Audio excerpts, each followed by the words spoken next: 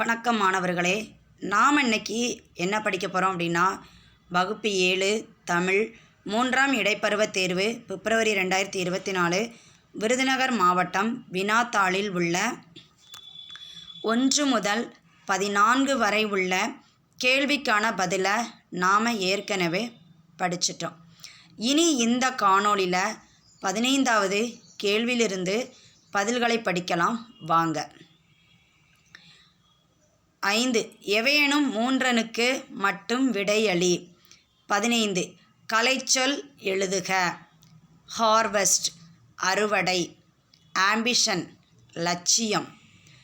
16 சரியான வினாச்சொல்லை இட்டு நிரப்புக. இப்போ உங்களுக்கு வினாச்சொல் என்னெல்லாம் அப்படிங்கிறது தெரியும், அப்படி தானே? என்னெல்லாம் சொல்லுங்கள் பார்ப்போம். என்ன, ஏன், எப்படி, எத்தனை, யார், யாருக்கு, இது எல்லாமே என்னென்னா வினாச்சொல். அப்போ இதில் கொடுத்துருக்கிறதுக்கு பொருத்தமான வினாச்சொல்லை தான் நம்ம என்ன செய்யணும், கண்டுபிடிச்சி எழுதணும். இப்போ முதல் ஆழ்வார்கள் டேஸ் பேர்.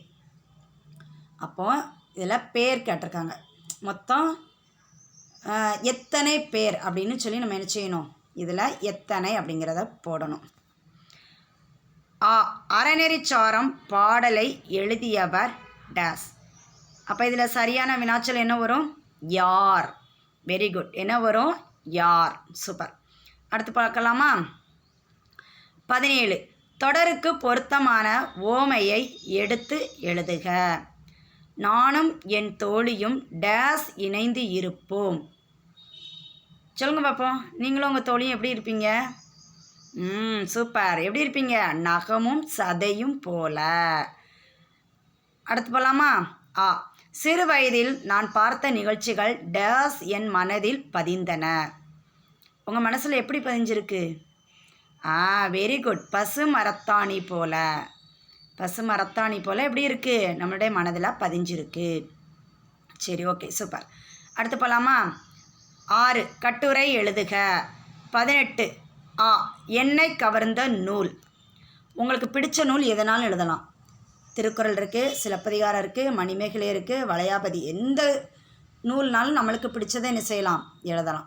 நான் இப்போ உங்களுக்கு சிலப்பதிகாரம் அப்படிங்கிறத பற்றி சொல்கிறேன், சரியா? முதல்ல நாம் ஒரு கட்டுரை எழுதுகிறோம் அப்படின்னா அதில் குறிப்பு சட்டகம் அப்படின்னு சொல்லி இருக்கணும்.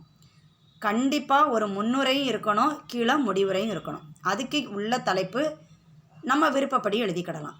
சரி, இப்போ இந்த சிலப்பதிகாரம்ங்கிற நூலில் என்னெல்லாம் இருக்கணும் அப்படின்னு சொல்லி பார்ப்போம். முன்னுரை, முத்தமிழ் காப்பியம், ஐம்பெருங்கொள்கை, சமய பொதுநோக்கு, காப்பிய பெருமை, முடிவுரை அப்படின்னு 6 தலைப்பு போட்டு நீங்கள் எழுதணும், சரியா? அடுத்த கேள்வி என்ன கேட்டிருக்காங்க. உண்மை ஒளி படக்கதையை கதையாக சுருக்கி எழுதுக. அப்போ இதுக்கும் குறிப்பு சட்டகம் வேணும், அப்படி தானே? அப்போ குறிப்பு சட்டம் சொல்லலாமா, என்னெல்லான்னு. முன்னுரை, குருவின் போதனை, உண்மை ஒளி, திருடனிடம் ஏமாந்த குரு, முடிவுரை. இந்த மாதிரி ஒரு 5 தலைப்பு எழுதிட்டு அதுக்குள்ளே அந்த கதையை நீங்கள் வாசித்திருப்பீங்க, அப்படி தானே? அதை வச்சு நீங்களே என்ன செஞ்சுக்கலாம், ஒரு கதையை உருவாக்கிக்கிடலாம். இப்போது இந்த வினாத்தாளில் உள்ள அனைத்து கேள்விக்கான பதிலையும் நாம் என்ன செஞ்சாச்சு, பார்த்தாச்சு. இப்போ உங்களுக்கு இதில் உள்ள கேள்விக்கான பதில் எல்லாமே நீங்கள் இப்போ என்ன பண்ணியாச்சு, நல்லா படித்தாச்சு, அப்படி தானே? உங்களுக்கு இந்த காணொளி ஒரு பிரயோஜனமாக இருந்துச்சு அப்படின்னு சொன்னால் ஒரு லைக் கொடுங்க. நன்றி.